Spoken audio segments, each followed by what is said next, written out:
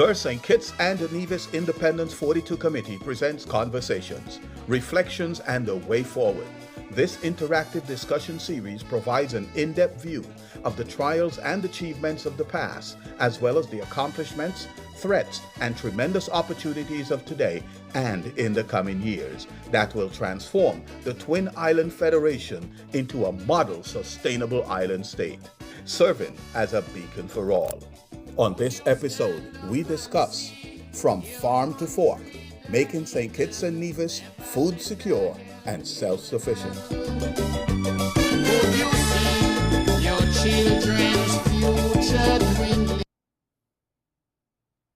Good afternoon to all of the folks in St. Kitts and Nevis and overseas who are tuned into ZIZ and other media houses to join us for Conversations 2025. And Conversations 2025 is a series of just that, conversations that we will be having in the lead up to independence that focus on our independence theme. Today, we're going to be talking about moving from farm to fork. I should have said, my name is Toni Frederick-Armstrong, and I'm joined today by some folks who I think can give us some real insight in from farm to fork and how we make St. Kitts and Nevis food secure and self-sufficient. We've been having this kind of conversation for years, and we are still facing some of the same issues that we have been for years. I'm joined today by three experts in the agricultural field. First, we have Mr. Winston Morris, who is a farmer and former educator. Thank you. Mr. Ian Chapman, who is the crops leader at the Department of Agriculture in St. Kitts. Good afternoon. And on my far right, we have Mr. Randy Elliott, the Director of Agriculture from Nevis, who braved the high seas to come over to join us today. Good afternoon, gentlemen. Good afternoon. What I'd like to do before we get into the conversation is ask you what farm to fork means to you. We're hearing it tossed around quite a bit, but what does it mean to Mr. Morris? Well, when you say farm,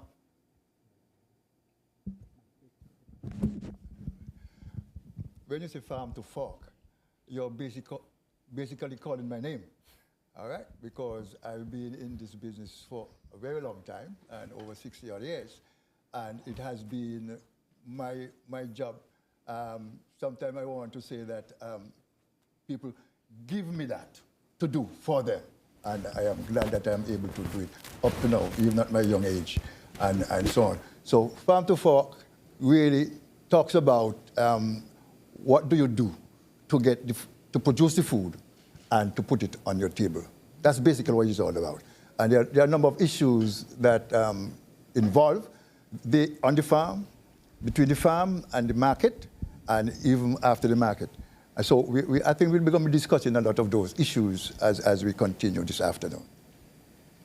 And Mr. Chapman, as crops leader with the Department of Agriculture, this is also something that you live and breathe. What does farm to fork mean to you? Well, Toni, farm to fork to me, personally, as Mr. Morris would have indicated, is not even, for me, it starts even before the farm. Yeah. It starts even before the farm because the seed must be manufactured by the seed company and, of course, the fertilizers, and notwithstanding some of the insecticides that you may have to use, which should not be somewhat encouraged. And of course, we should always try to make sure what we have is an integrated pest management strategy approach as to things, of course, that will have dialogue along the way with different practices that you can do in that IPM strategy. But it all begins from those to the farmer, of course. The farmer involved with the component of the arm of the agricultural ministry or department, the extension, the research, the even up to the soil scientists, the different aspects that would help to govern there. then ultimately from there, maybe to the marketing chain, and then from the marketing chain to the end result, to the consumers, not just as I heard Mr. Morris say, to the table, but I would now further it and say, at the end result, when the food is consumed by the consumer. That is my personally farm to fork approach. And things. So that whole complete chain from the seed, the different distributors along the chain, right down to the end user, the consumer, which ultimately consuming their food for their everyday, daily life sustenance. Okay, so it's a lot of steps along the way. A lot of steps along the way. Mr. Elliott. No. Well, for me, the concept of farm to fork, to me, it's more take you in the local context in terms of the movement, more so of local food, local produced food. And it's the ability for food to move from the farm gate, from harvesting to the end consumer within the shortest period of time. It is an opportunity for where the end consumers could actually consume. Well, with the exception of the farmer, who's probably, while he's harvesting, he probably tasting his produce. But it's for the end consumer to be able to have access to that food in the freshest state possible. No, Mr. Chapman laid out a sequence of events that's quite clear. And yes, seed, soil, climate, water, all of those things to get that seed into food, all the way to me eating it. What then in that sequence would you say are the measurable gaps? So now let's get it down to what we're dealing with today and what the challenges may be. But what are the measurable gaps right now that exist between, and we're talking about local food production, between local food production and consumption? No, it doesn't have to be in order, and I'm interested because you went through all of those. You had your list. So let's start with you, Mr. Chapman. What in all of those you think is the greatest challenge at this time? Well, of course, the greatest challenge is that we, as a country, St. Kitts Nevis, is not a producer of the start product. We depend on the outside world for these products. We don't have a seed bank or seed things that will truly generate that. Again, we don't have a manufacturing company that will manufacture the fertilizer or the different, whatever is needed for the. So there for me is where the most gap is, because we are somewhat dependent upon the shipping. And as we know in this, say, hurricane season, any disruption internationally disrupts what goes on locally. Just a point in case, when there was, there still is the war between Russia and Ukraine, you would have seen the movement of fertilizers couldn't maybe move from those parts of the world because of that. And that would have, this could disrupt the production systems here. We're still not saying that we cannot use other measures of the organic approach where things, but of course, we all know that farmers, and once persons want food in a quick response, and the use of some of these synthetic fertilizers will aid the production system to respond in a more faster manner that we have the consumers get this product. And as the director from Nevis would have rightly said, in our own local context, of course. So, as for me, that is the widest gap in terms of this, because from time we have these supplies on the ground, I think our farmers are well educated and well knowledge enough and equipped to ensure that each of the necessary strategies that is required after that is adhered to. Okay, well first, and I want to say, gentlemen, feel free to jump in. Okay. You don't have to wait and say until I say, what do you think? So with that said, and we will check in with you all for what you think are the greatest gaps. So while we're talking about that gap right at the starting point, I'm going to ask you all, how do we address it? And I think you kind of hinted at it when you were talking about, there are more organic means of starting crops and so on. How do we, because we're talking about self-sufficiency, make ourselves not dependent on the shipping lanes? because as you say, war, hurricane. When the other day we had some high seas for a couple of days, and the produce boat couldn't land, and you went into the supermarkets, which was where most of the people are buying their produce, and the shelves were empty. And that was a couple of days. They had to go down and come back up. So just within 1 week, we were already seeing a problem. And that applies to the fertilizers and so on. And we have to get into the whole fertilizer conversation if time permits, because that's a whole other story. But let's talk about getting what we need to start. And is there a way to mitigate or make ourselves less dependent on that importation part of the equation? I want to think so. I think there are several avenues that we can do. And sometimes we take things for granted. And there are some simple things that we can do to make it easier for us and sustainable. All right? So sometimes you may not even have to go and buy the inorganic fertilizers. You can use what you have. All right? Such as? Remember, we're not all experts here, such as? All right? Sometimes we have a lot of foliage that we can use. To compost and so? We can do composting. We can put them in, like I do. I mean, a lot of the things I will be saying is a lot of things that I do as a farmer, everyday farmer that I do. And one of the things that I do, I make a liquor on my farm by using bush and grass and leftover tomatoes and eggplants and so on. Composting? No. I make some sort of fermentation. Fertilizer. Yes. So I take all of those, and I have right now a 45-gallon drum that I put the material in, and I fill it with water, and I leave it for a couple So of your months. liqueur that you're referring to is a fertilizer? It's a liquid fertilizer. Okay. It's a liquid fertilizer. Okay. I mean, a lot of nutrients that What about good old manure? Is that still? That too that we can. Because we have a lot of cows. I also use that for a liquid manure too. Okay. Because I will take the manure, like I will take maybe a bag of poultry manure that I will get from my students too in Tabernacle and so on, and you'll put them in the same jar, similar jar, and you leave it there for a couple of times and so on, and it'll take off the liquid, and I normally feed it through my fertilizer, my irrigation system, known as fertigation.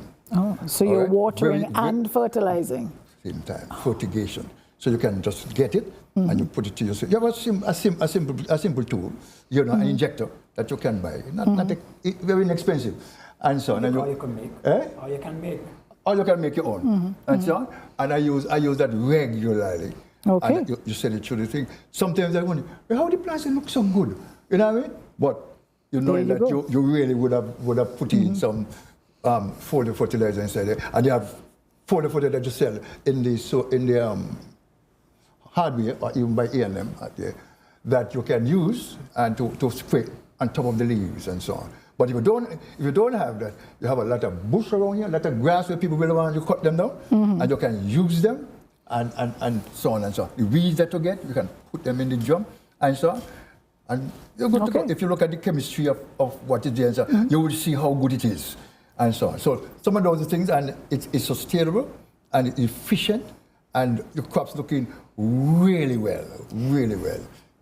Now, Mr. Elliott, would you like to weigh in on this, how we address this gap? I mean, it sounds like Mr. Morris has the solution. Is it the solution? Well, and of course, there are things like the seeding. Can we address that? Well, a lot of it is re-educating our population, and a lot of it will have to start from re-educating. And again, sometimes we look and we have the mindset that if it doesn't come from overseas, then we can't do it here.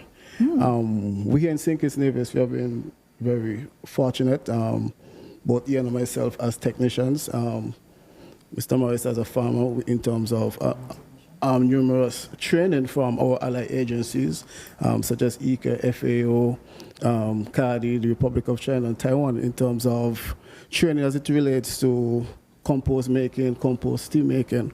And also, even when we look at seeds, we also have to look at retraining some of our farmers, but also training the consumers, because some of these vegetables that we use, some of the seeds are reusable. One of the things that we'll have to look at in terms of seed selection, because a number of persons who are farming in the backyard, they do reuse seeds. They don't always depend on commercial seeds.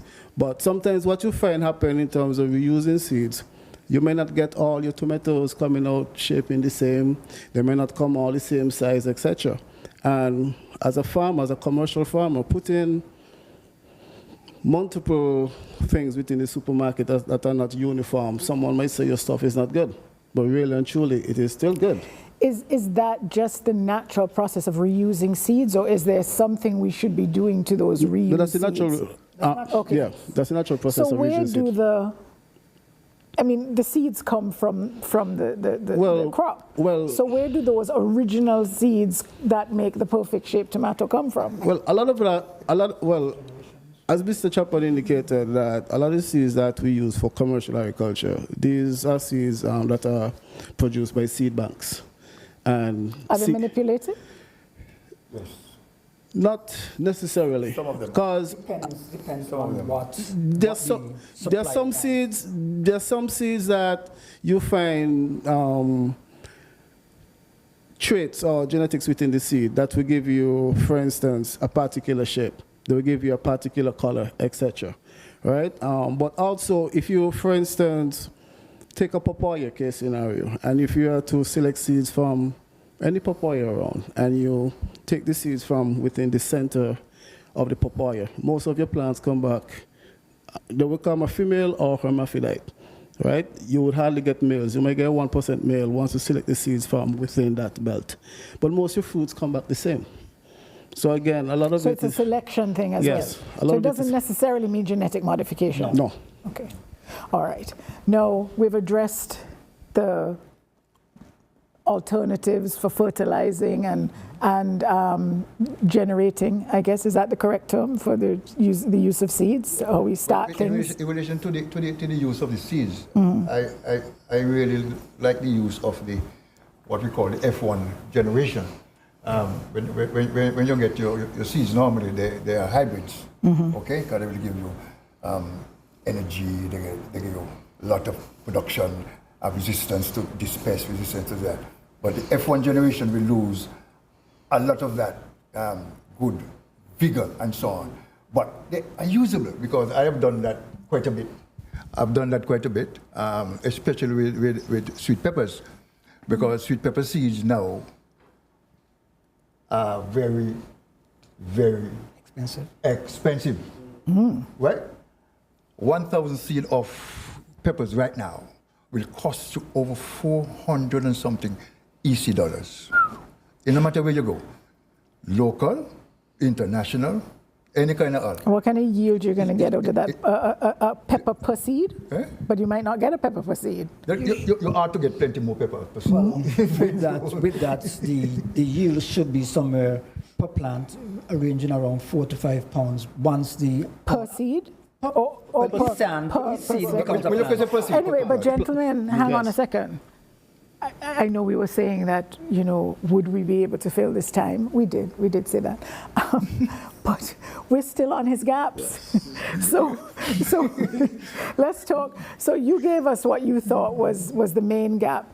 We do have so many more things to talk about, but I don't want to deprive you all. Is there something in the system that you think really is the critical gap that we need to address as a nation? One of the things that I have on my top of my list is supporting the local farmers and producers. And there are two aspects there, maybe more than two. But on farm, we need the support for the farmers. As we said, we talk about education. We need to continually educate them as to what the varieties are, how they can produce, and so on. And we also need a lot more farm visits from the department officials. Because sometimes, even though I'm a seasoned farmer, I still want to see your face in the place to come on the farm and say, Mr. Moss, what are you doing? And say, so and so. You say, all right, go ahead, do good. It urges me to do better. That is lacking big time. Maybe I don't know if on Nevis and St. Kitts, but on St. Kitts, it's very lacking. We don't get enough visits from the officials. I mean, I don't want to talk too hard, but I would just leave it at that and so on. So for you, it's just for the encouragement? Encouragement. let me know that I'll do something good. You know what I mean? All of us, it doesn't matter what your career is, you need So support. I have a controversial question in that regard then for the director. Is that the role of the department? Yes. To give pep talks to your farmers? Well, I'm just a genuine question. Well, Visits. in a nutshell, it's basically to support the farmers technically, provide technical advice, etc. Sometimes you may go by a farm and you realize, hey, okay, this farmer is really doing good. And I'll be honest, a lot of the farmers, they have a lot of knowledge, and a lot of knowledge have been developed over years of experience, failures, etc. So a lot of the times also that you may go by a farmer and you may realize, hey, this farmer is really doing something that I didn't know. Mm-hmm. So even telling the farmer, boy, you really taught me something today. That again pushed the farmer over edge to even do a little better. That's right. Yeah, so it actually goes a long way. It actually goes a long way. Yeah. All right. The other thing that I wanted to talk about that is that the support of the farmers, especially in the marketing of the produce. And I will give you a scenario right now that I've experienced 2 weeks ago, where I do planting quite a bit. And I used to produce planting. I used to do about 50 boxes a week on the market and so on. I can't do it now because the hurricane blew me down 3 years in a row, so I can't manage that no more. But there are new farmers who are doing plantings right now, and they are producing quite a bit of plantings. Mr. Chapman and the ministry, they brought in a number of suckers for them, and when I was talking to at the opening one time, I was telling them, well, if you challenge the farmers, they are going to produce beyond measure. Okay, now you're using terms that I don't understand. Suckers. What are suckers? Oh, for your sake, those are the seedlings. The planting and banana seedlings. Okay, all right. Okay, no, I've learned something. Right. So right. That's another really seedlings, so right? Okay, right. But that's the planting material. But talk to me about the marketing aspect. Oh, the marketing aspect. How can the agriculture department and ministry assist in this regard? Okay, so the scenario is that we are producing now, based on the thousands of suckers that they brought in, right? And that they are now in production, really good. One farmer has 5 acres, producing really well. And then I called him one time and tell him, how come that this supermarket has so much plantings on his shelf and they're not local? They tell me, why, Mr. Maris, I was up at the porch, you know, when I see this amount of boxes of planting coming in, you know. It's about 200. When I talked to the persons up at the supermarket, he said, yes, they said they brought in over 200 boxes of plantings. I said, but the gentleman tell me, well, Mr. Mike is one of my students too. And he said, but I got 150 boxes in store. That's what you're talking about. He said, yeah, and he brought in 200. So when they come, they just put them on the market. All right. So we now, even me in my small production, got to squeeze in, see if I get a little place to put in mine. So that need to be addressed. Okay, so you need assistance in getting your produce into the local supermarkets? Is that what you're saying? No, we're saying we need assistance in reducing the amount of imports. Like what they do with tomatoes? Yeah, just like we do with tomatoes. I don't still do it in tomatoes. Do you do tomatoes still? Restricting importation. We do not restrict any importation. We're not restricting importation of anything anymore? You see, so we're not, or we need to not? So that's the problem. Oh, aha! I've touched on something that they don't. Well, of course, we all know that based on the WTO regulations that we cannot ban or restrict. It's more like, as we say, it's a conversation between all parties. The ministries of agriculture, both St. Nevis, the major suppliers or the outlets that has either Rams, Ballymat, whoever is those persons that is, and the farmers. Of course, it's, as we would all say, it's a conversation and asks for the fair play in the local markets, seen as to, we have this on the ground, and if you could, once all conditions are right for all parties to be involved, both the end user, the consumer, the supermarkets, and the farmer to be into place so that we have that thing. So that is one of the process now. So to be clear, you're saying there are instances with the right circumstances and conversations,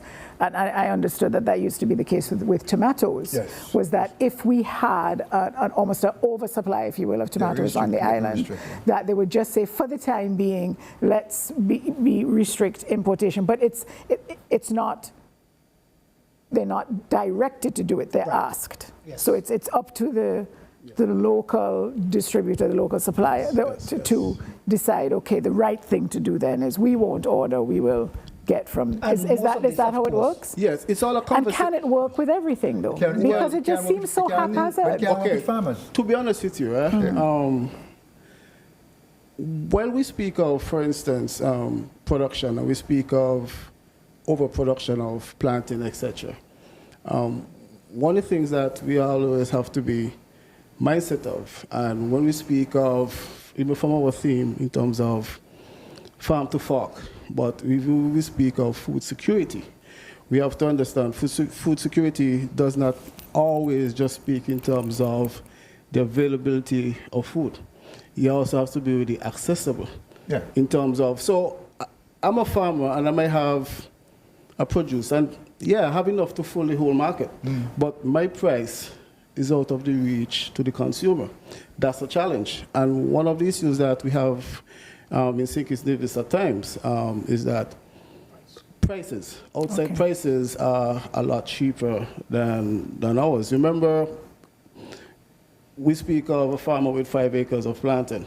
Yeah, but you might have these planting you see coming in, is probably coming from a farm big like St. Kitts, right? Mm-hmm. And you also look at what is their cost of production. Mm-hmm. So a lot of it have to be done in terms of conversations with the importer, conversations also with the farmers, and education of the farmers.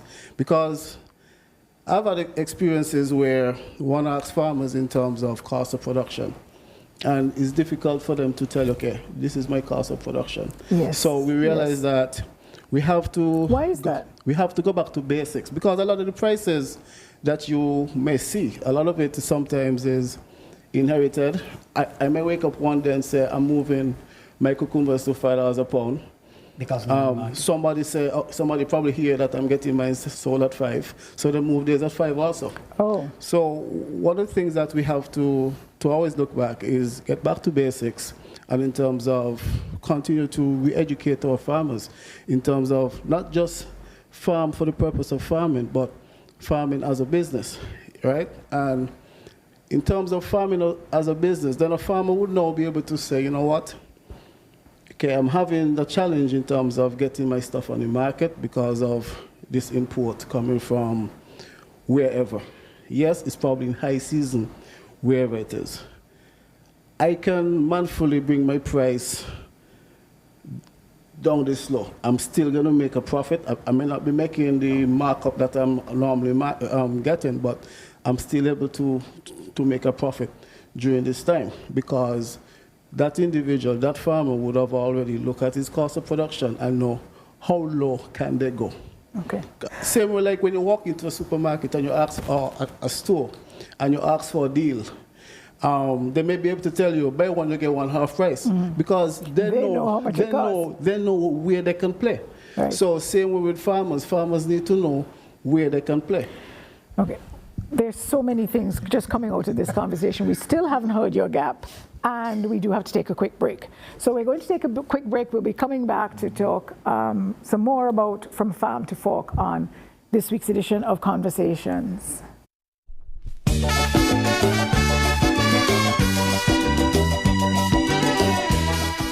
The St. Kitts and Nevis Independence 42 Committee presents Conversations, Reflections and a Way Forward.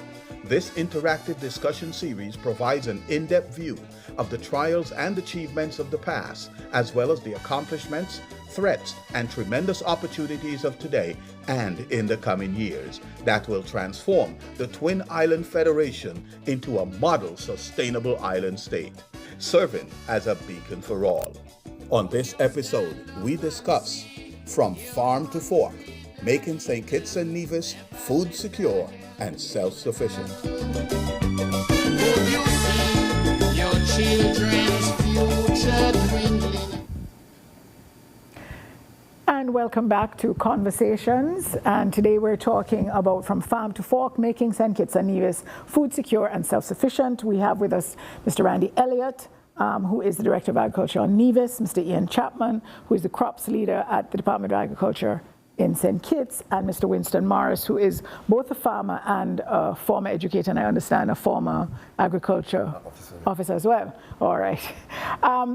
We've agreed in the very brief break that the gaps we all agree on. So beginning and the end. So not that there aren't gaps and weaknesses along the way, but those are critical things.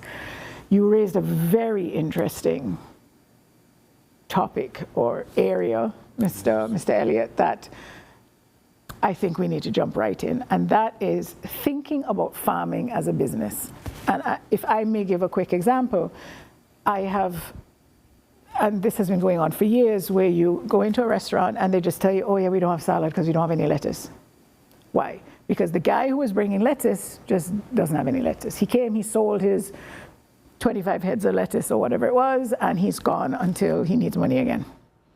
I'm not saying it's that bad, and we do have some very professional farmers, but I'm a restaurant spouse, and we were warned, you got to have at least 3 suppliers for everything, because this one who's getting you your tomatoes regularly, one day they're just going to tell you they don't have any. Very interestingly, though, I'm finding more and more farmers who are willing to find what you need, even if they don't grow it. And you say, I need 100 heads of lettuce, they will go and buy 25 heads from 4 other people and supply you to keep your business. So let's talk about that. Let's talk about the guy or woman who sells, and when the money done, they're going to look to plant some more. And the one who says, I am going to keep my hook in this customer. How do we get people to think about farming as a business? It can be quite lucrative, very. Yeah. And the market is there. We have the restaurants, we have the hotels, we have the consumers who are all very health conscious nowadays, and everybody knows you should be eating fresh produce and so on. So, Mr. Elliott, how do we do that? Well, in the Nevis context, we would have realized that we have some traditional farmers that would continue to farm within that practice, that they're going to get up, they're going to farm, they're going to make some money, they're going to rest the land for 6-7 months, and then they get back up on farm. And we understand that. And I've been in the sector for just a little over 25 years, right? And so it's something that you would have seen over and over. But with the increase, as you indicated, in terms of supermarkets, hotels, restaurant, the increase in terms of the number of persons coming to your shows, they don't want to hear that excuse that, okay, I don't have tomatoes today, so you can't get tomatoes in your salad, or I don't have lettuce, so you can't get. They don't want to hear that excuse. So what we have done in the context of Nevis, we realized that there was a need for we to bring new blood into the sector. And what we started to target is non-traditional farmers. So that's something that we started to do in Nevis. These are individuals of different professions, like architect, doctors, etc. So we started to bring them into the sector. You roll out, you let them know, okay, these are the imports. This is the gap that we have between production and imports. This is the potential revenue in terms of once you're able to even, say, capture 10% of this gap. These are your potential. And these individuals would have gone and worked their figures. And these are the same individuals who would have also gone to the banks and invest in terms of their farm. So now these are now investors. So these are now non-traditional farmers. Okay, a million questions, but I'll ask you 2.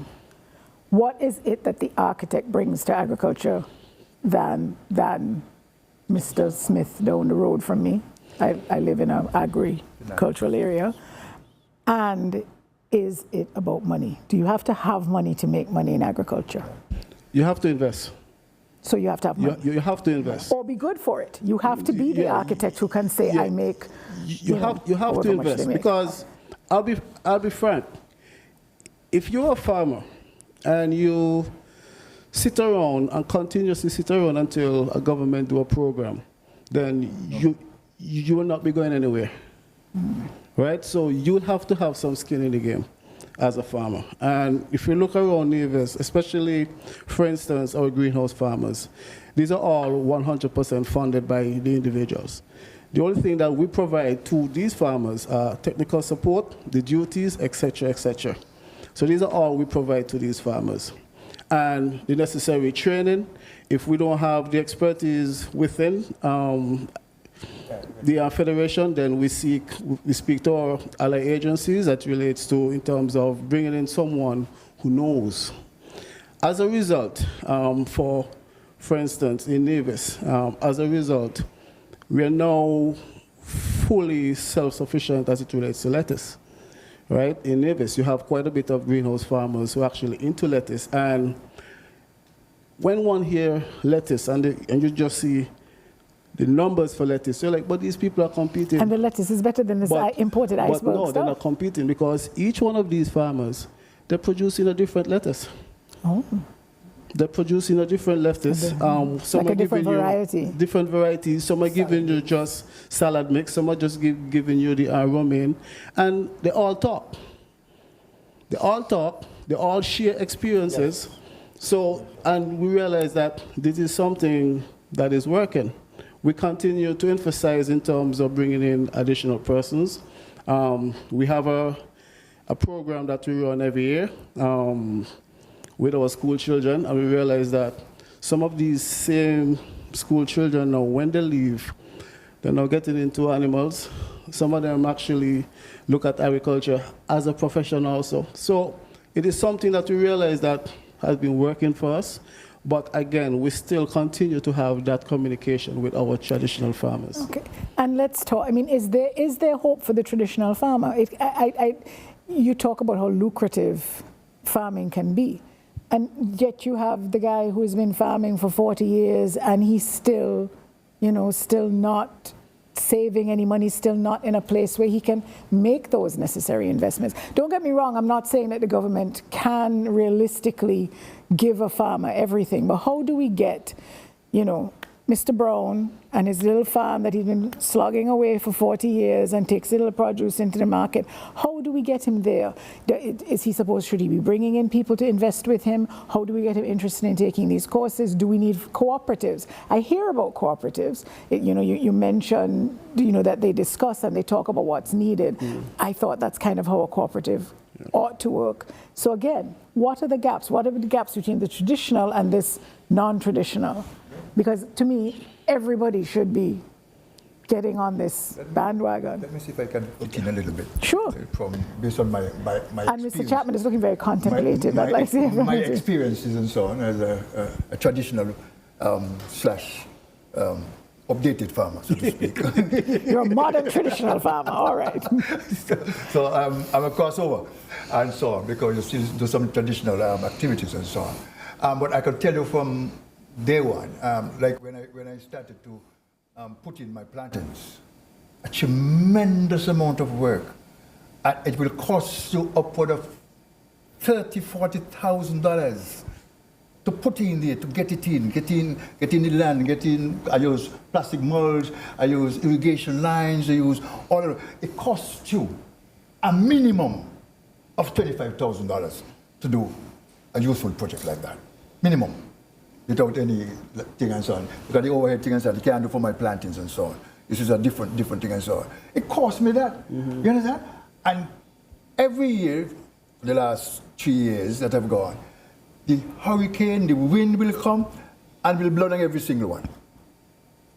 And then you have to go back and think. It costs you another $25,000, $30,000 to do it. Is it worth it? No. Because what happened now, after 3 years of that, and so on, I do something.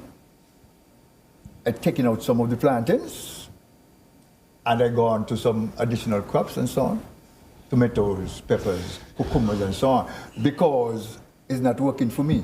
You know, the covered agriculture is really, really good, especially it really functional in Nevis, doing really, really well. And when I visit those guys and so on, the kind of money they tell you they put in, me as a farmer, boom, out your head, because a tremendous amount of money, buildings and so on, and you know. But when they show you that they make back the money in a short time, it is more than encouraging. The other business part that we want to look at is really the getting your product on the market. Some farmers produce, maybe by encouragement from the extension officer, produce so and so. Like for instance, you bring in suckers and slips and so on. Tell farm, produce. When you go produce now, you produce a lot of stuff, and then you end up with squash, watermelons, pumpkins, tomatoes, plantains, and you can't get them off. You understand? So what's happening? Then what's what happening though? It's basically, for me, I want everybody, every association, every organization, every individual to have an input in it. All right? If I am producing stuff and so on, there must be a network that knows that I have stuff. Is there a coordinating role, though, that the department can take? If you have, I thought they kind of did help with that. If we have that kind of network, it's really networking, my lady. It's networking and so on, and if we are networking, we can get it done. Because I do some of the network myself with farmers. I help them sell some of the stuff because I have a market system over the years that I get the produce and I get them off for them. You know, but that is the best I can do. Right. Can we use technology? Can there be some system where you can input what you have available and then there's some sort of purchasing or some system where the supermarkets can log in and see, okay, you know, almost like a Sisemaco, like a central agency. Well, I know the government doesn't necessarily want to go back there, Well, but There's something similar now. oh yeah, Well, okay. If I'm to weigh in this here, as relates to that, one of the things our marketing unit has done, we have created, or the marketing officer or marketing manager has created what she a certain simple survey that she would have shared with farmers and through the extension that you would have, just as you would have indicated, give a scope of projection as to what are commodities that you will have in the next 4 weeks and things, so that so that when you log that in, she would have that information, and then ultimately we share that information with the supermarkets. And things. One of the push that our department is moving, that equipping all of the officers that do the data collection with the tablets and things, so the data is becoming real time. So they visit Mr. Morris at 11:50 p.m. and Mr. Morris has tomatoes forecasted, just calling figure hypothetically 2,000 pounds for October.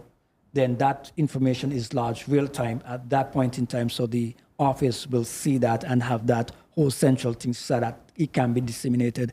and is it working? I mean, are the supermarkets on board? It's just in the process now of where we are going. I'm going into that digitalized type of platform where we could now have all of these quick alerts and things, and trying to make sure that the information is readily transparent. Which would also address issues like your colleague who has all of those plantains. Agreed.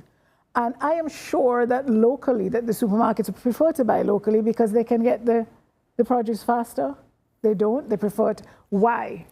Tell me why. I know some of the hotels have very specific guidelines in regards to how things are packaged and that sort of thing. Pricing. And our price is largely arbitrary, or is it that, you know what, electricity costs more in St. Kitts and Nevis, and we have a high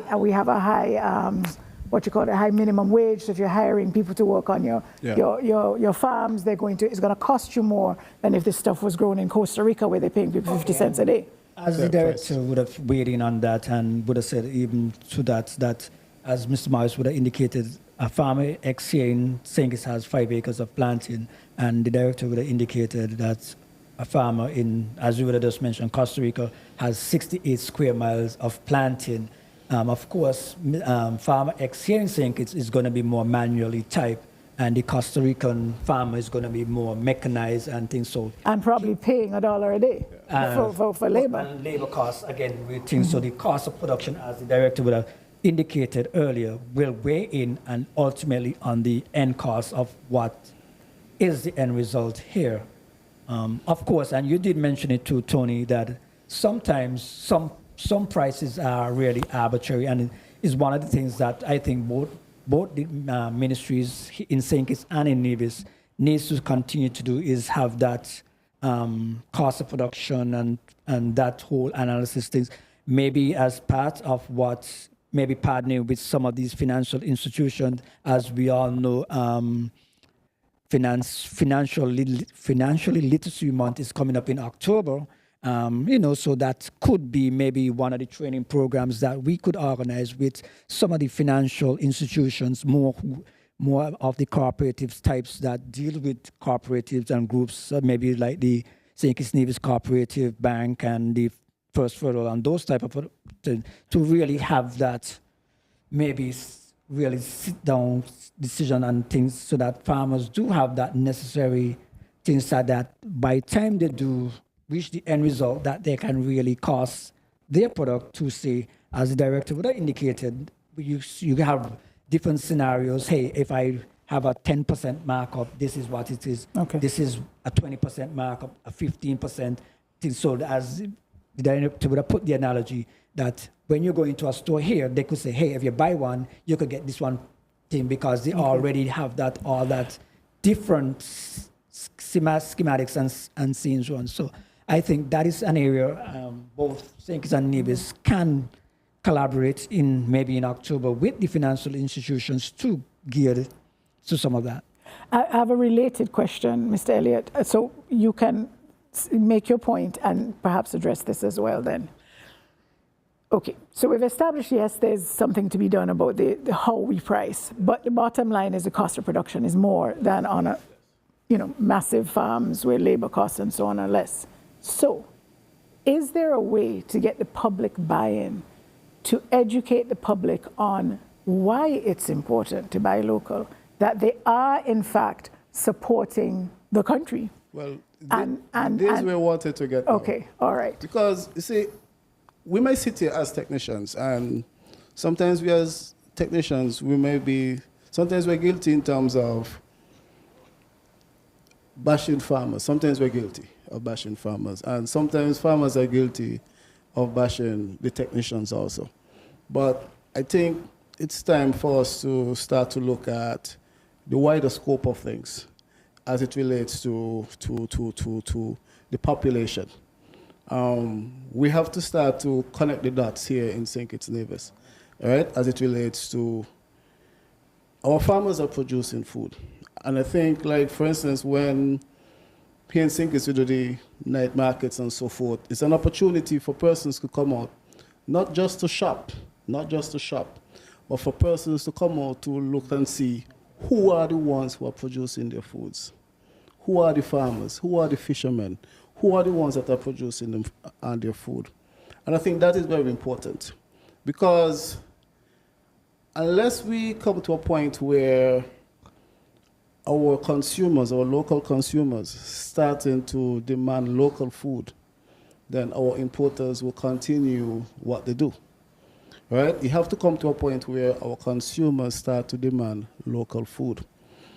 You have to come to a point where our Ministry of Health also have to get on board, because sometimes when you look at the data as it relates to the non-communicable diseases that are here in St. Kitts Nevis, a lot of it is hinged on what we eat.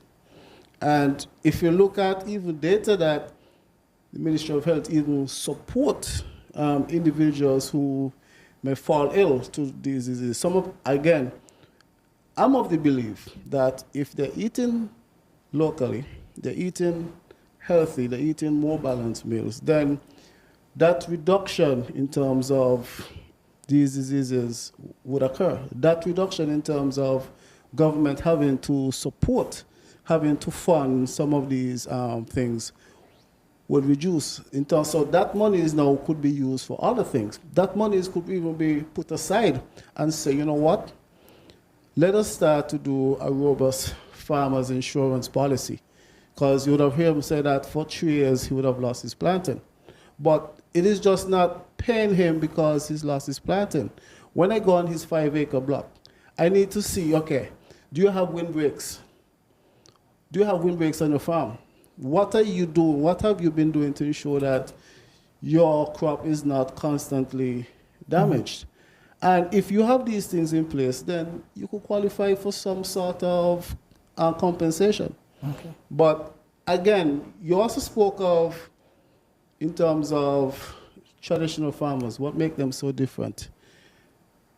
If you look at some of these non-traditional farmers in Nevis now, like for instance, and I like to call his name, Paris leafy greens. You go in the supermarket, it's branded.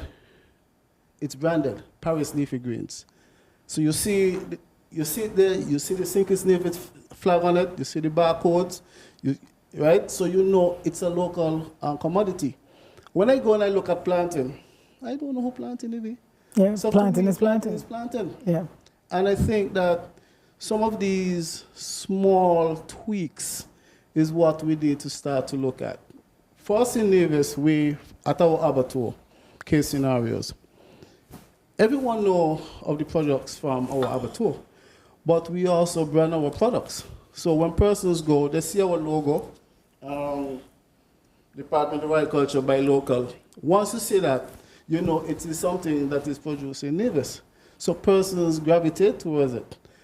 So it is time for us here in the Federation to start to brand and demand local produce. Okay. That's the only hope so we so could- we need to educate the public on why that's so important. And we do, you know, on St. Kitts we have our Eat Local thing, even Restaurant Week of, you know, but we do have a Eat Local, and we have our Agriculture Day and those sorts of things.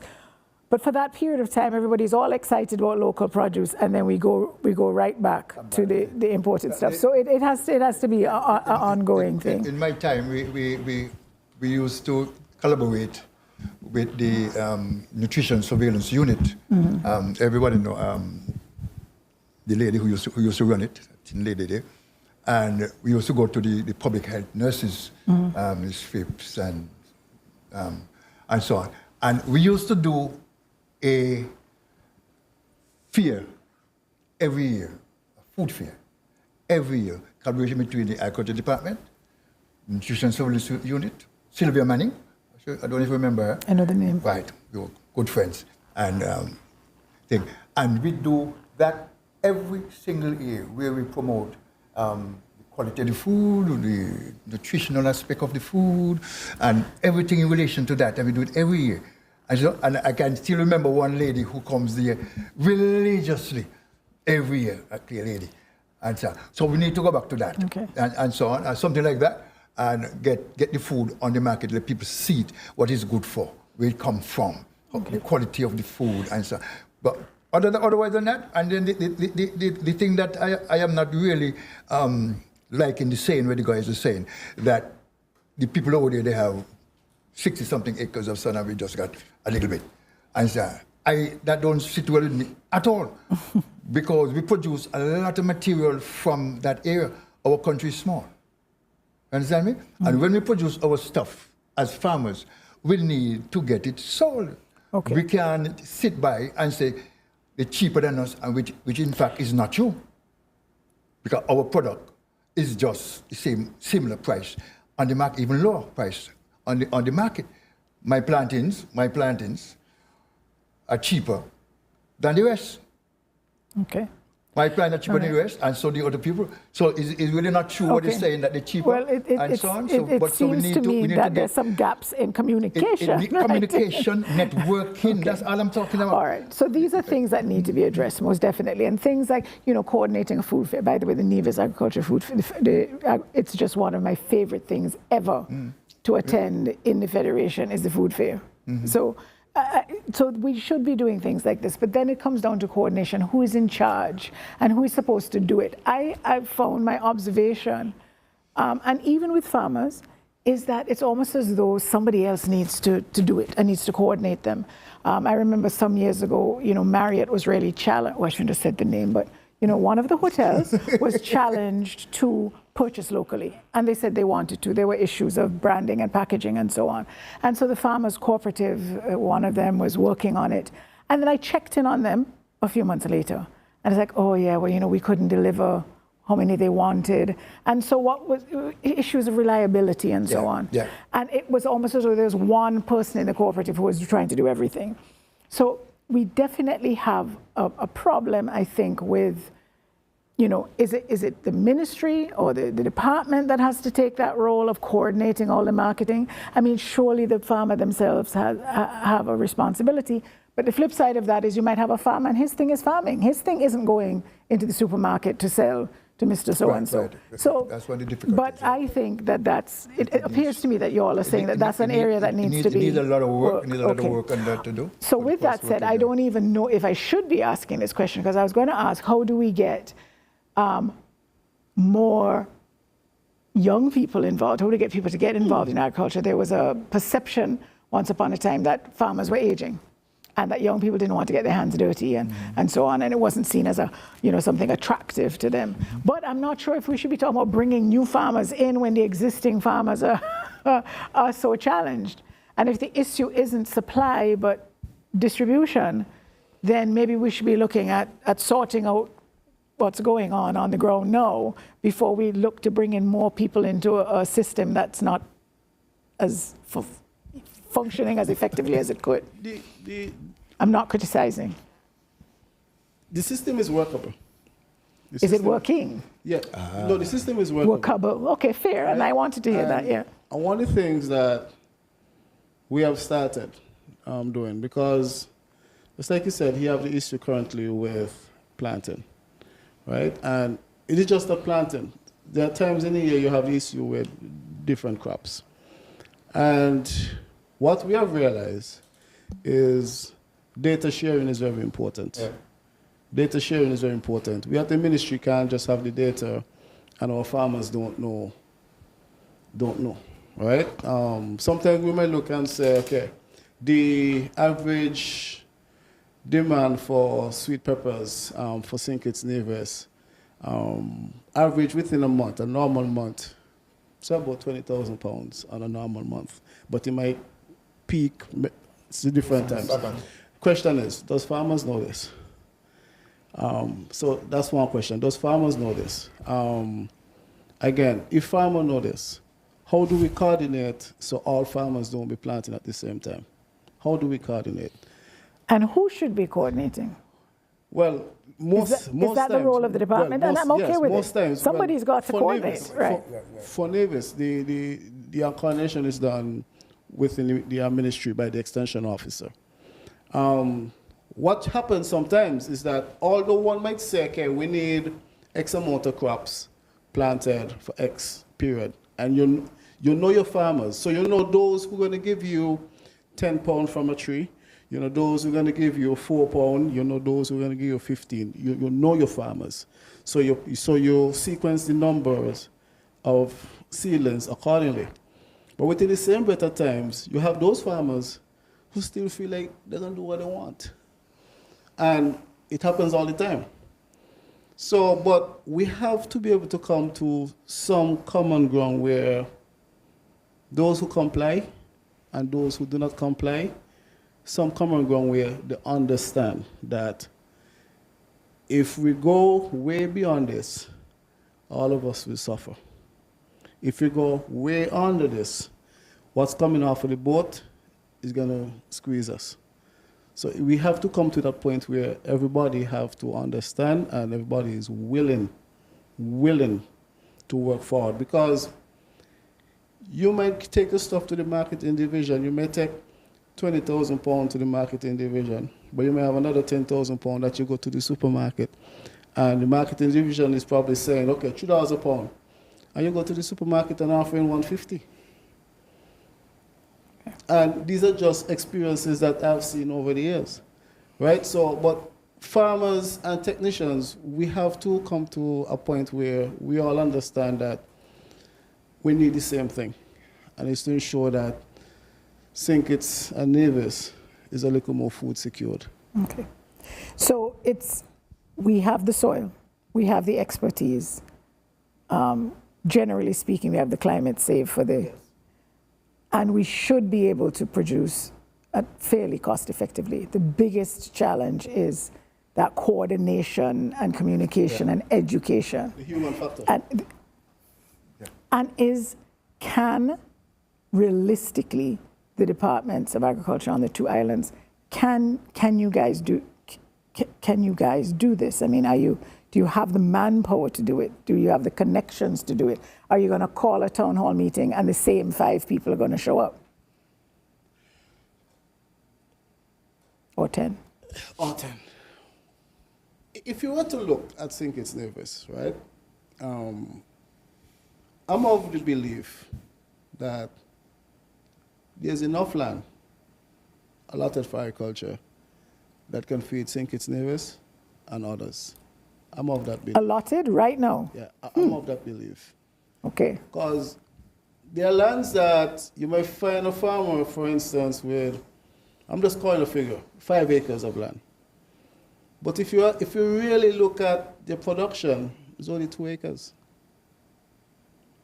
So I'm of the belief that there's enough land here in St. Kitts, allotted for agriculture, that can feed, that could feed us. That is not being effectively used? Yes. Okay. And can feed us in terms of with key crops. Not everything. Right. Yeah. But with key crops. Key crops. All right. That enough land is allotted to feed us with key crops. Right. All right. So let me ask all of you all this then. At least what we hear on St. Kitts, a lot of the times that farmers are saying they don't have access to land. They can't get the land that they need. And is there a way, like when we look at current land use policies, and I'm not sure how land is distributed, I'm assuming it's leased or made available for sale, but how do we prioritize and incentivize, if you will, productive agriculture? How do we make sure? So you're saying you think that there's enough land. Farmers on St. Kitts are saying they don't think. What do you think? Well, we do you all have enough land? To me, I think so. So it's not the availability that's the challenge. It's basically is management. Is a management issue. Really. I think we just a management issue, okay. And sometimes outside factors like climatic factors and so on that will affect you. Mm-hmm. Because sometimes you can't produce the crops that you want because you don't have water. Right, but that's aside, it comes down to management. But then that comes down to management. For me, my farm is a small farm, you know, and only about 8 acres, that comfortably. And it is fully occupied. Fully occupied. I have the whole place is on the drip irrigation. And everywhere you see that water drips, something grows. Okay. So the policy on the farm is that we do what is known as multiple cropping. We do multiple cropping, we do intercropping. So for one, like for instance, we put in 2 plots this week. We have 1 plot that has in 3 crops. 3. We have tomato, we have seasoned pepper, and we have okra. 1 plot. So when we harvesting, 3 crops harvesting. Nice. Or one is harvesting at one time and otherwise. What's the advantage of that compared to somebody who's saying, I'm going to put my whole 8 acres on the peppers? Good cash flow. Okay. Consistent, sustainable so the multiple cropping is... That's the key. For me, I mean, okay. That's what I push.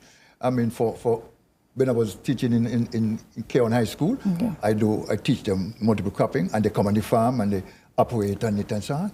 And then, you know, and then I have another plot that I put down, and it has watermelons, it has squash, and it has sorrel.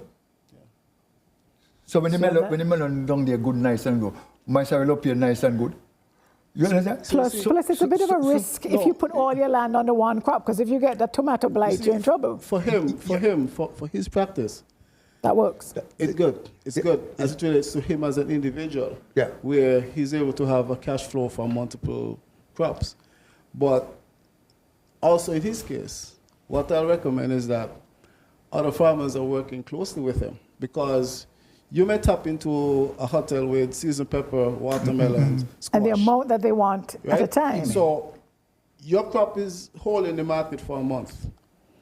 When you finish, they have to wait another 3 months down the road. Right. So that is To supply? To supply. So In my place, not necessarily. That's why it's good for him to in these practices that you have coordination, multiple farmers. which takes coordination, management. That's the system that I have. Yeah. Because other farmers will have. And you And I all talk. use them. Right. You know? So when my customer says, Mr. Morris, I need so much and so much cucumbers. You will get them. Can you get? I say, I'm gonna shoot the message. Okay. And sometimes in less than an hour, I have what they're looking I tell for. somebody, drop that. Okay. So they are really into me now, you know, in terms of that. Because they know that they can get what they need from you. Yes. Now, Mr. Morris and Mr. Chapman and Mr. Elliott, we do have to take a quick pause for just a break. We're almost out of time, and there's still so much to talk about. We're going to have to sort of wrap up as we address the last couple of questions. And we'll be back after a quick break.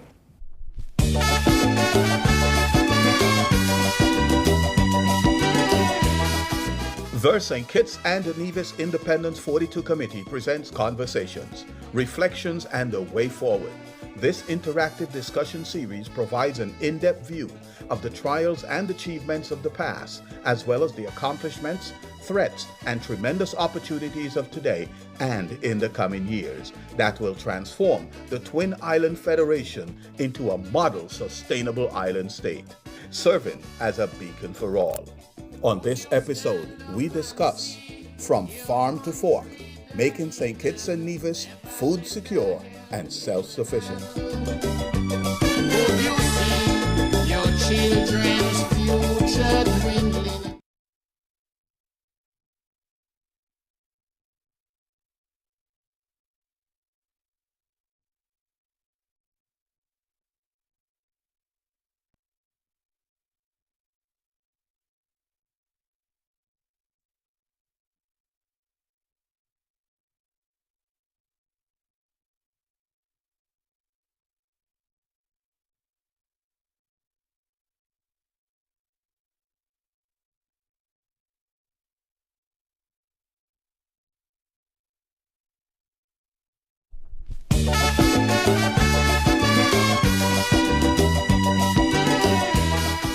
The St. Kitts and Nevis Independence 42 Committee presents Conversations, Reflections, and a Way Forward.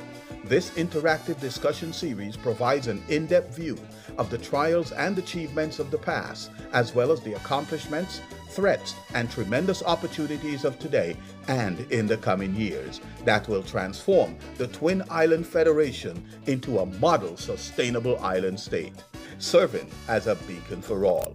On this episode, we discuss From Farm to Fork, making St. Kitts and Nevis food secure and self-sufficient. Could you see your children's future dwindling?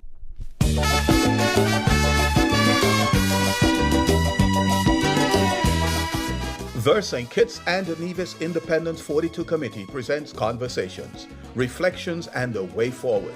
This interactive discussion series provides an in-depth view of the trials and achievements of the past, as well as the accomplishments, threats, and tremendous opportunities of today and in the coming years that will transform the Twin Island Federation into a model sustainable island state, serving as a beacon for all.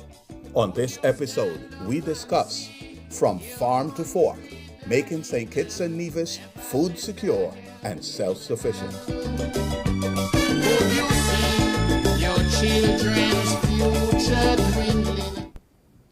Welcome back to Conversations, Reflections, and the Way Forward. I'm Toni Frederick-Armstrong. I'm joined today by Mr. Randy Elliott, the Director of Agriculture, Mr. Ian Chapman, the Crops Director of Agriculture, Nevis, Mr. Ian Chapman, who's the Crops Leader at the Department of Agriculture. We have Mr. Farmer and former educator, Mr. Winston Morris, and we're discussing From Farm to Fork, making St. Kitts and Nevis food secure and self-sufficient. We've had a very interesting discussion, gentlemen. We have about half an hour left, but there are a couple of important things that I'd like us to address. So even as you may want to pick up the tail end of something that we've already spoken about. If we can try and sort of roll it all into that.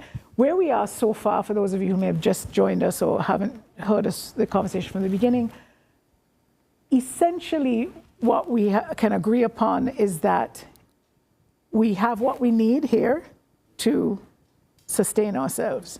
And the big issue is management and coordination. And there are other things, yes, but those are the main things. So it's doable, it's workable, right, Mr. Elliott? It's workable. So I guess that's a starting point, and you agree that the departments should take the lead, just in light of the fact that they would be in touch with everybody. Every farmer might not know every farmer, but the agriculture department should have some kind of contact with. Okay.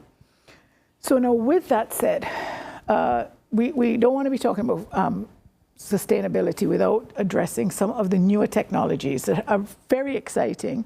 We spoke a bit about the covered farming, and you've got the shade houses, and we have the vertical farming and the hydroponics. And we're getting some really good results. But as you mentioned, it costs quite a bit to invest. But do you see that? Is there a role for both?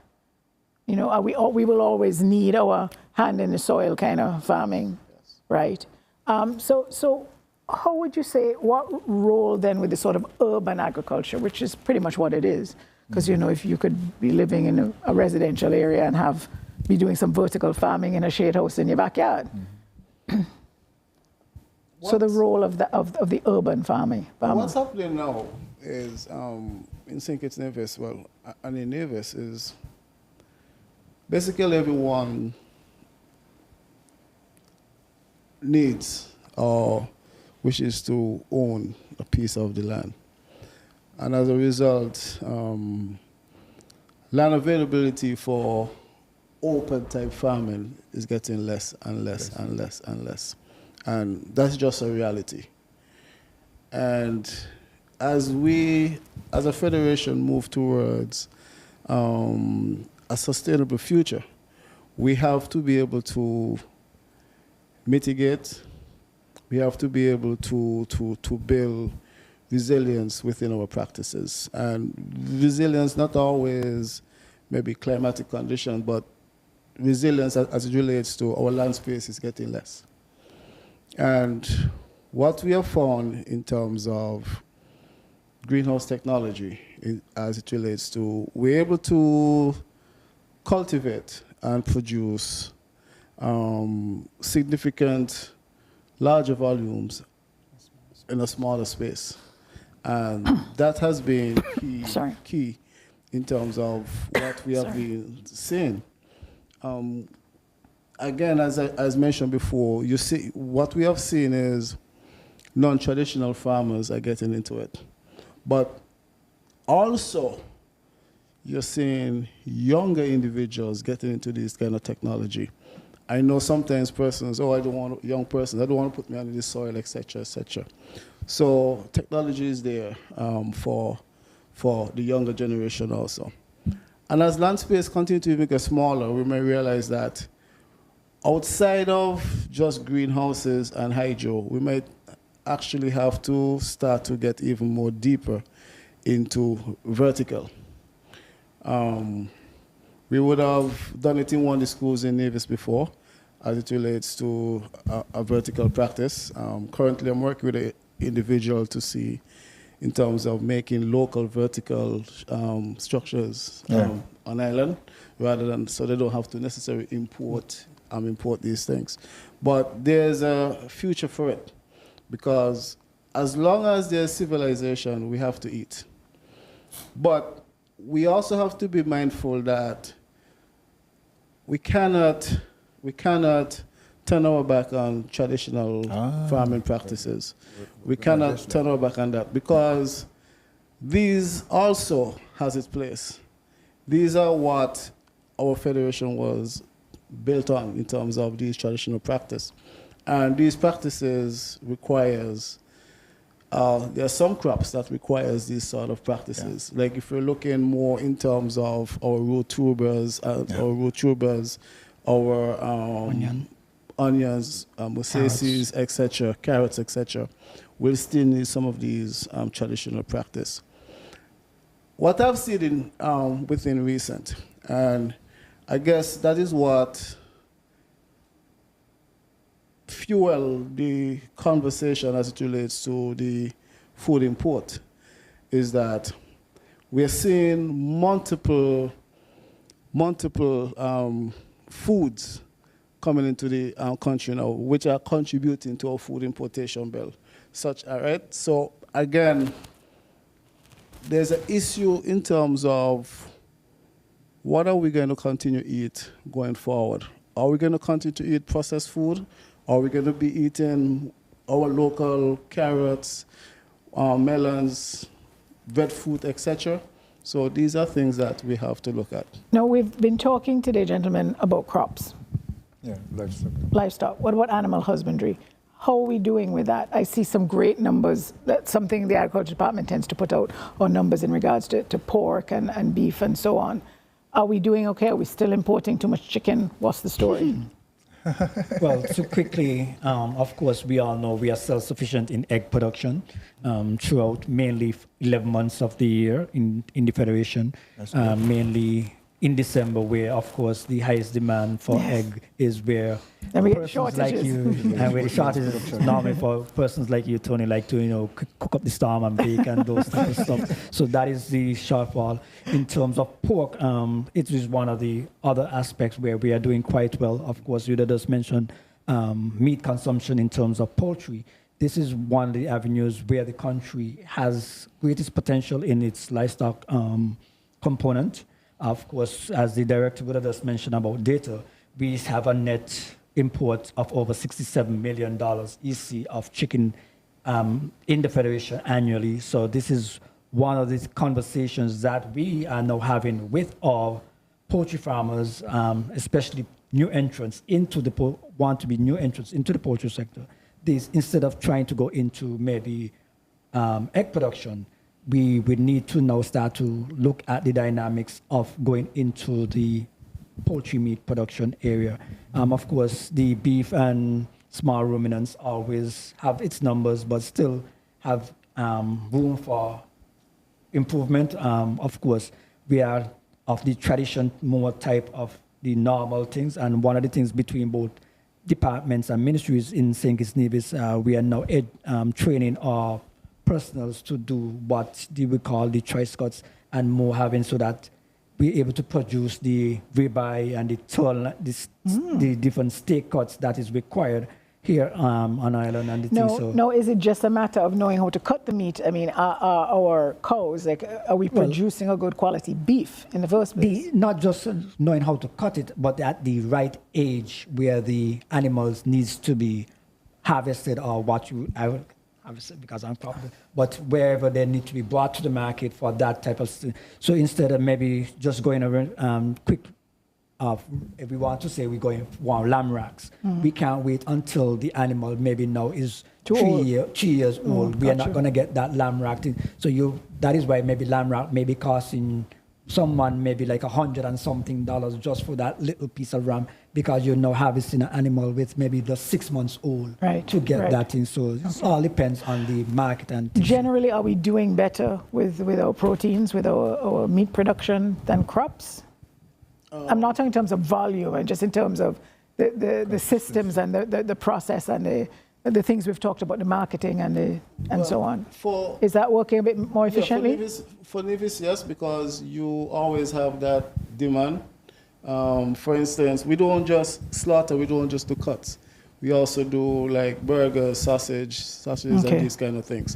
So the demand is there. And it's being met? No, we don't have enough. Okay. But that's not okay. So there's potential. There's a lot of potential. All right. For it. St. Kitts, are we getting there? We're getting there. Okay. I'm keeping an eye on the time. As we wrap up, I want to ask each of you all, and if I could keep you all to just a couple of minutes so we have a little wiggle room at the end. I want you to envision what each of you, what you see a food secure St. Kitts and Nevis should look like or will look like in 10 years if we get it right. Oh, And in doing it, I need you to speak to the public out there, all those folks in St. Kitts and Nevis and abroad. We understand that we're being broadcast abroad as well.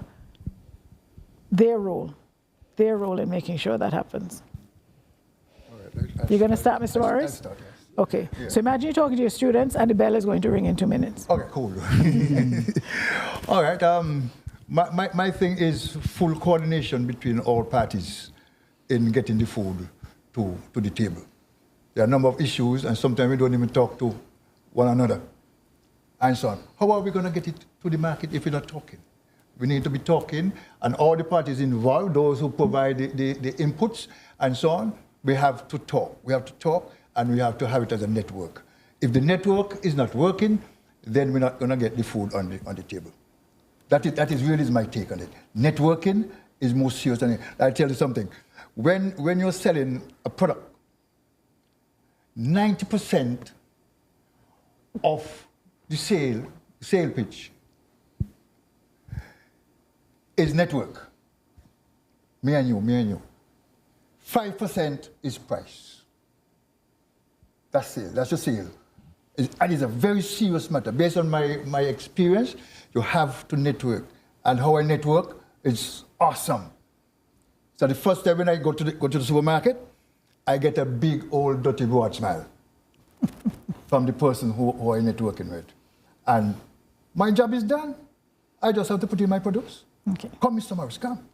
I'm good. People say it's luck, but it is not luck. It's communication skills. You have to make an effort to go out there and meet the people, talk with them. But bearing in mind, not everybody has that. That's a natural. You either have it or you don't. That's why I help some of the guys, Well because they can't talk like that. Okay. And they're shy. Mm-hmm.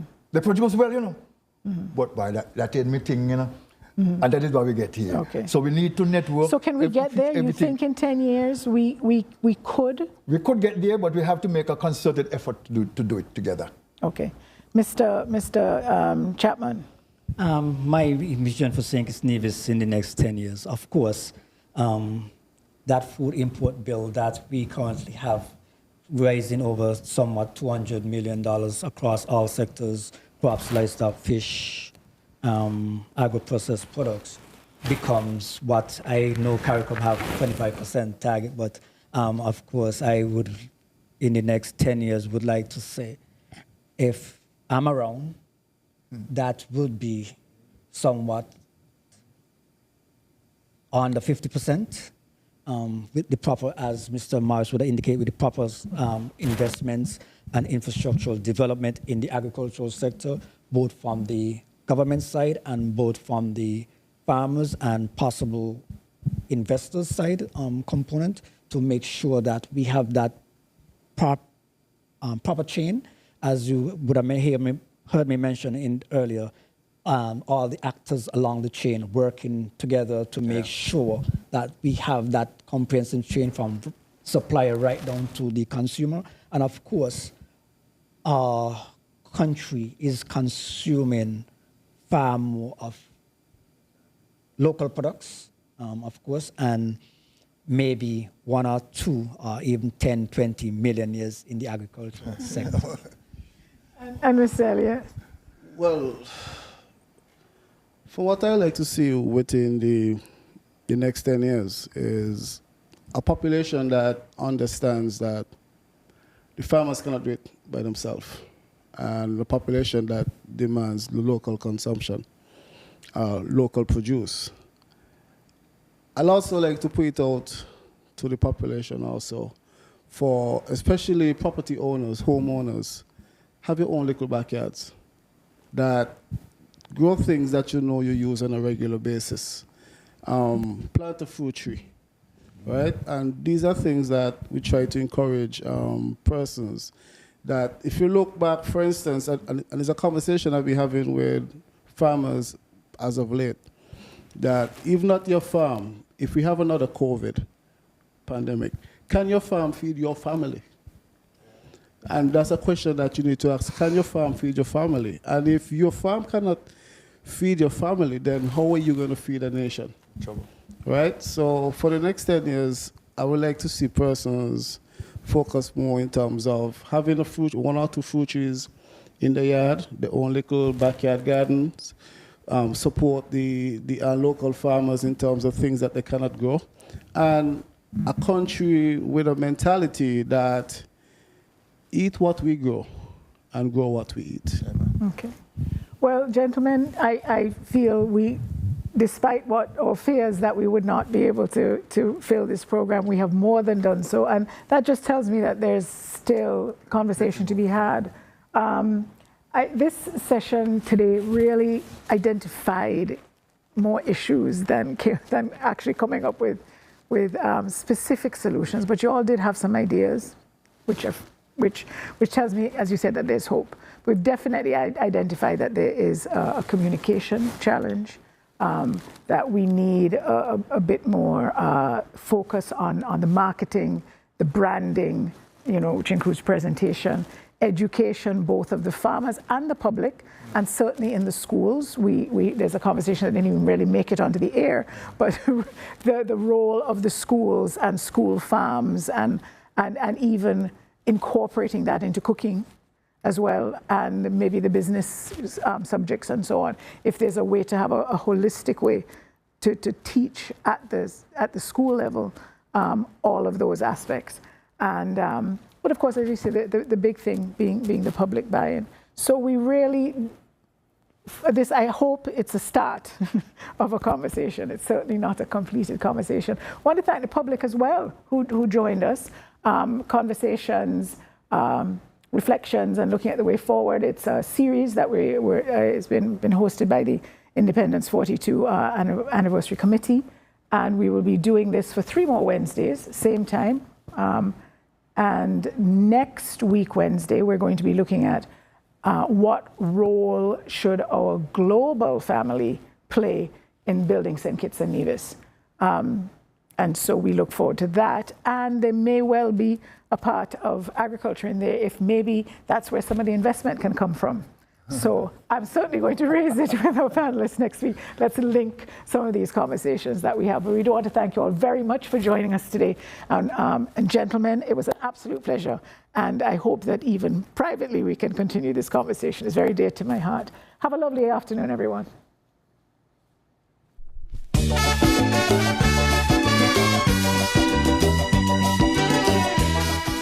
The St. Kitts and Nevis Independence 42 Committee presents Conversations, Reflections, and a Way Forward. This interactive discussion series provides an in-depth view of the trials and achievements of the past, as well as the accomplishments, threats, and tremendous opportunities of today and in the coming years that will transform the Twin Island Federation into a model sustainable island state, serving as a beacon for all. On this episode, we discuss From Farm to Fork, making St. Kitts and Nevis food secure and self-sufficient. Could you see your children's future dwindling? Can you highlight? I got it.